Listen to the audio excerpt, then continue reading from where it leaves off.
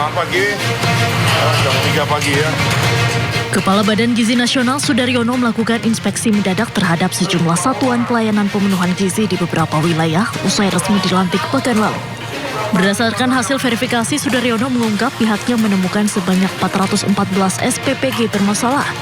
Mulai dari SPPG yang memiliki rekening ganda hingga dapur yang tidak ada atau belum beroperasi, tetapi tetap menerima anggaran untuk operasional makan bergizi gratis. Atas temuan tersebut, BGN mengembalikan uang sebesar 311,2 miliar rupiah ke kas negara. Sudaryono pun tegaskan temuan itu tak hanya berujung pada pengembalian uang negara, tetapi juga pelaporan dugaan tindak pidana ke aparat penegak hukum. Setelah kami verifikasi satu persatu, maka kami telah menemukan adanya 400, bisa ditampilkan, 414 SPPG atau dapur yang rekeningnya itu kemudian rekeningnya either double atau rekeningnya dapurnya nggak ada atau dapurnya belum beroperasi. Sehingga kami mengembalikan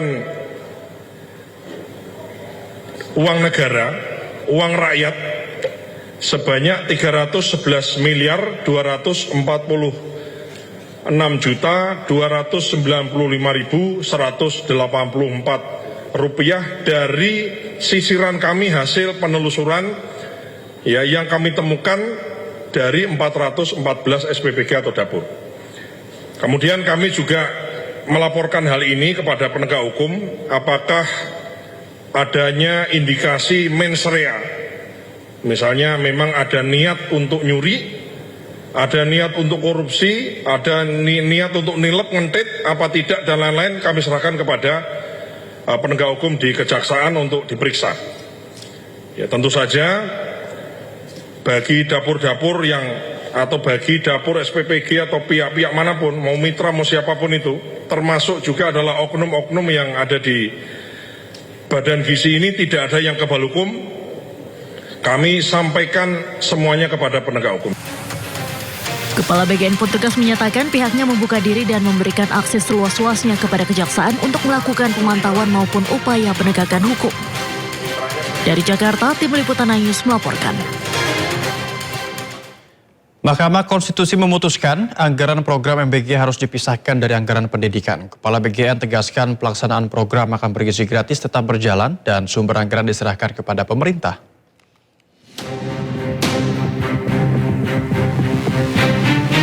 Mahkamah Konstitusi tegaskan makan bergizi gratis bukan bagian dari komponen utama biaya operasional penyelenggaraan pendidikan.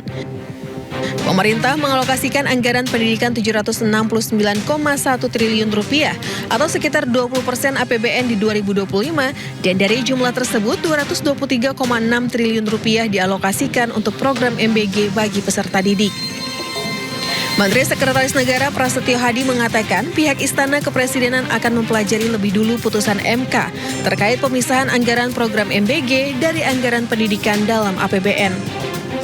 Kami juga sudah mendapatkan informasi bahwa MK mengambil sebuah putusan, tapi memang yang pertama karena kami posisi sedang di luar kota secara resmi, kami belum menerima salinan keputusan tersebut dan tentu saja karena apapun keputusan MK tentu kita hormati, nanti akan kita pelajari karena bagaimanapun kalau berkenaan dengan masalah anggaran tentu kita tidak berdiri sendirian karena anggaran itu kan kita susun juga bersama-sama dengan teman-teman kita di DPR.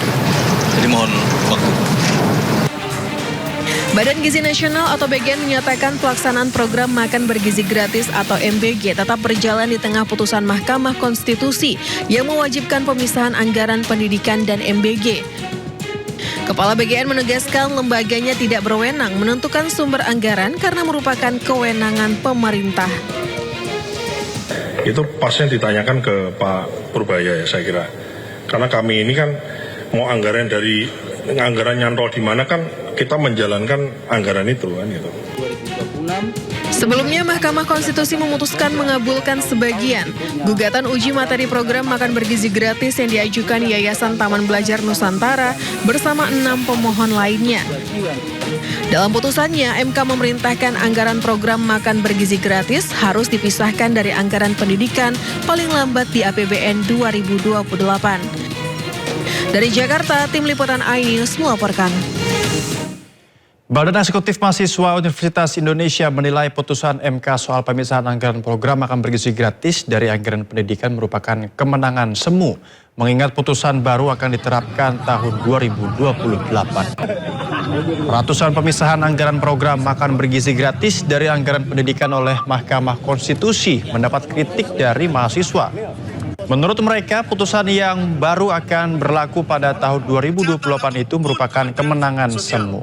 Mereka meminta pemisahan anggaran program MBG dari anggaran pendidikan segera diberlakukan.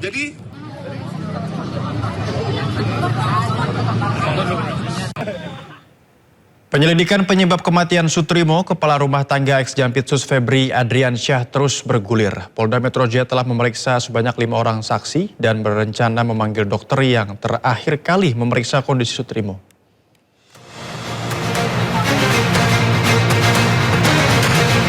Polda Metro Jaya terus mendalami penyebab kematian Sutrimo.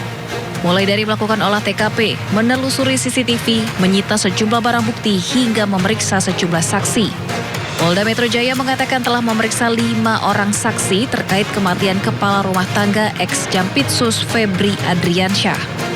Kelima orang tersebut adalah AZ dan MOP pengemudi mobil ambulans yang membawa jenazah Sutrimo menuju Banyumas, M petugas medis di Rumah Sakit Muhammadiyah, MZ dan S, manajer pemilik ambulans menuju Banyumas, dan sebelumnya MA saksi terakhir di klinik Morden, serta AAS pengemudi ambulans.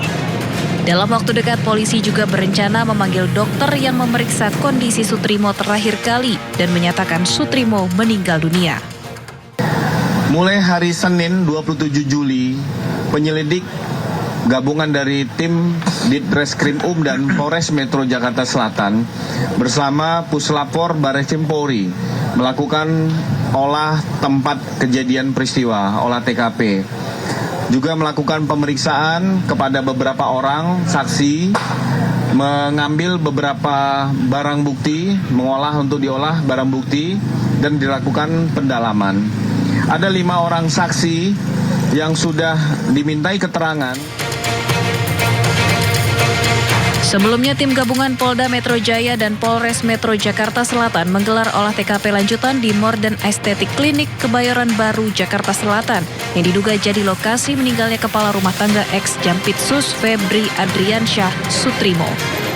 Tim gabungan membawa sejumlah barang bukti berupa karpet dan 1 plastik untuk diperiksa tim Puslap 4 Mabes Polri. Tim liputan iNews melaporkan. Ya, kepolisian terus mendalami kejanggalan di balik meninggalnya Sutrimo, kepala rumah tangga ex-Jampitsus Febri Adriansyah. Sementara keluarga Sutrimo di Banyumas, Jawa Tengah tidak akan menuntut pihak manapun terkait kematian orang dekat ex-Jampitsus Febri Adriansyah tersebut.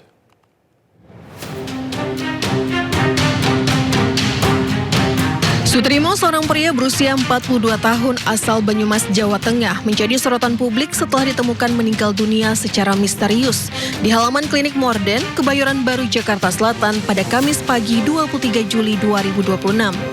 Sutrimo merupakan kepala urusan rumah tangga atau penjaga rumah dari mantan Jaksa Agung Muda bidang tindak pidana khusus Febri Adriansyah. Sutrimo ditemukan tak sadarkan diri di halaman klinik Morden dengan kondisi mulut berbusa. Kemudian dievakuasi menggunakan ambulans menuju RS Muhammadiyah Taman Puring. Namun pihak rumah sakit menyatakan Sutrimo sudah dalam